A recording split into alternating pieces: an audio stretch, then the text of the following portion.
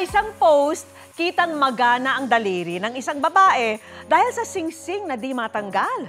Ang tumulong sa kanya, eto, panuurin ninyo.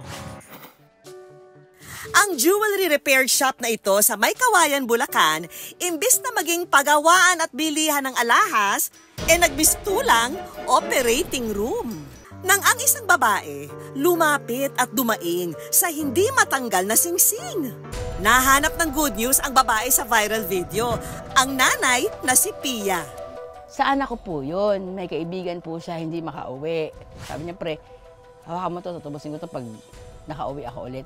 Ang singsing daw kasi na ito, isinanla sa kanyang anak sa halagang 100 piso. Tinabi ko lang dito, ewan ko, nakatikatihan kong suotin. Tapos nakalimutan ko lang tanggalin. Pero sa hindi malamang dahilan, ang singsing na maluwag naman daw noon, pagkatapos ng halos 1 buwan, bigla na lang sumikip.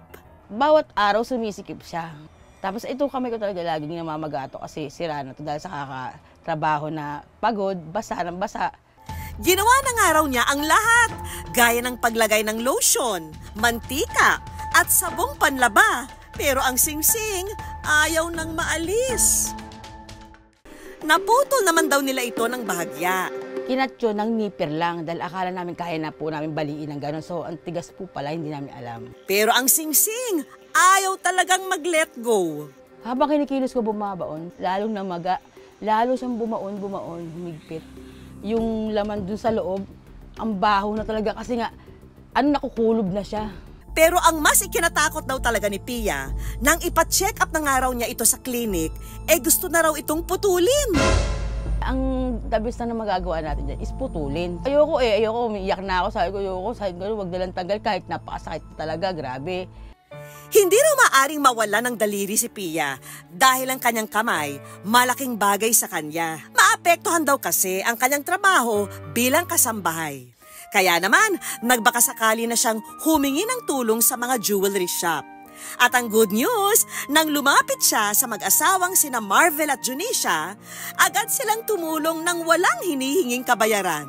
Pero hindi kami naniningil. Kaya lang ginagawa lang namin, naawa lang talaga kami. Yung bang nalabagan yung loob ko. Sa halos 30 taon nila sa negosyo ng pagre-repair ng alahas, madalas na raw ang ganitong problema.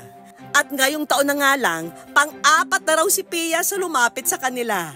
At tuwing may ganitong problema, hindi raw nila kayang hindi tulungan. Nagulat nga ako sa kakayahan nito. Sabi ko, ano kang gagawin nito? Pinakita nila yung kamay nila. Talaga palang grabe. Nalubag ako dahil parang umiyak na siya sa sakit eh. Susubukan ko lahat ng magagawa ko para matanggal.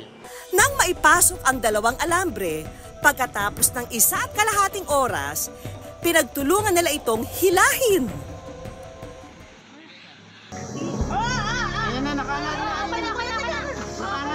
At sa wakas, ang singsing bumuka na. Malaya na ang daliri ni Pia. Parang gumaan yun, yung pakiramdam ko na hindi ko alam. Sa tuwa, nag-iwan daw si Pia ng 500 piso sa mag-asawa bilang pasasalamat. Humingi ako ng tulong, kumbaga kahit ano yung meron ako, ibibigay ko po sa kanila. Ayon kay RM San Victores, isang emergency medical technician, kung makararanas man daw ng ganito, ang kanyang paalala, pwede tayong mag-apply ng cold compress. Para saan yung cold compress? Initially, natural analgesic o yung tinatawag nating pain reliever, pampamanhid muna ng konti, no? Para dun sa surface ng ating daliri. Pwede rin daw subukang putulin ang singsing katulad ng ginawa ni Pia. Pero siguruhin ipagawa sa profesional o sino mang trained dito. At siguruhin din na pagkatapos nito, kaagad itong dalhin sa pinakamalapit na ospital. Pagkatapos ng ilang linggo, ngayong araw, muli silang magkikita. Ayan diba? ang bakat. Diyos ko, ang bakat ng naman. Salamat Pati ang 500 piso, ibinalik na rin ng mag-asawa kay Pia.